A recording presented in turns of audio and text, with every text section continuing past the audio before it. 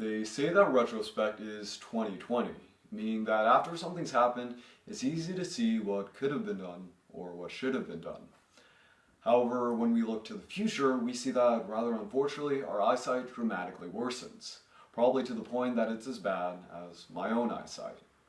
Now, simply enough, when we look to the future, there are too many things to account for, to the point that we don't know what will actually happen for certain, and thus when predicting future events, it simply becomes that much harder to actually be accurate.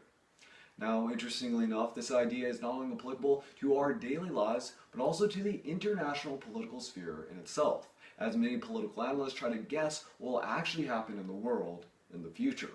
And probably the most prominent event that is currently being predicted and analyzed by these analysts is none other than the 2014 Afghanistan presidential elections, in which for the first time in the 200-year history of Afghanistan, they're seeing a democratic transfer of power. And with 8 candidates running for the presidency, many analysts are not only trying to guess who will win, but also the greater implications for the country as a whole.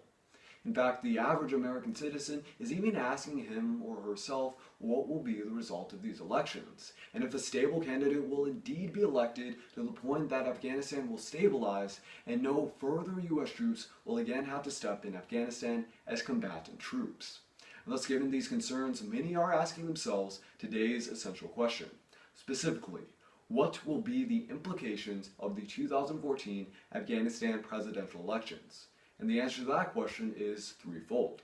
First, there will be an increased democratic precedent in the Afghanistan country. Secondly, there will be a declining influence among the Taliban in Afghanistan. And third and finally, we'll see a growing relationship between Afghanistan and its Western allies. But now first, let's take a look at our first area of analysis, namely that Afghanistan will see a greater democratic precedent after its 2014 elections.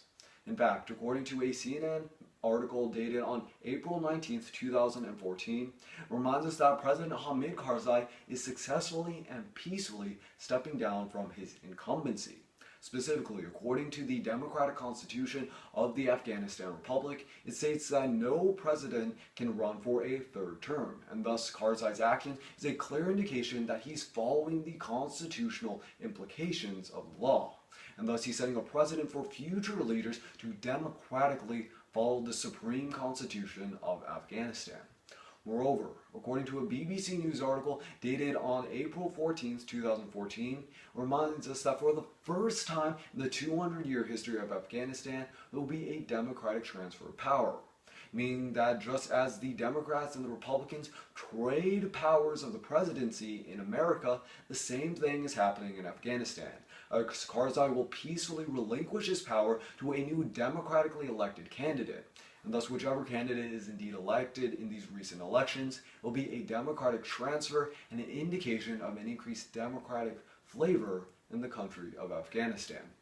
But now, not only this, we'll see in our second point how the Taliban will also loosen control or lose much of their influence after these 2014 elections. Specifically, according to a Time magazine article named Waiting Out the Taliban in April of 2014, it reminds us that the Afghanistan country and the Afghanistan citizens have endured more and more attacks by the Taliban terrorist group. Specifically, in order to disrupt these democratic elections, the Taliban have increased their terrorist activities, planting multiple car bombs and increasing its suicide attackers, to the point that almost on a daily basis, at least 1 to 3 people are now dying in Afghanistan due to terrorist activity. However, more optimistically, according to a Time magazine article dated on April 18, 2014, reminds us that despite this increased terrorist activity, multiple, if not the majority of Afghanistan citizens are braving these terrorist attacks in order to vote in these democratic elections.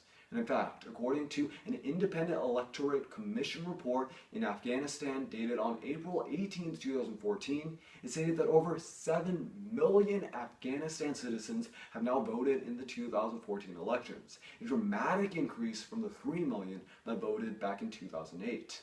And thus, despite the danger of the Taliban terrorist activity, so many more Afghanistan citizens are braving the dangers and thus are showing that the control of the Taliban is now decreasing as the Afghanistan citizens use the democratic elections as a signal that the Taliban are not in control anymore. But now let's look to our third and final area of analysis, namely that Afghanistan will see a growing relationship between itself and its Western allies in the United States and the North Atlantic Treaty Organization.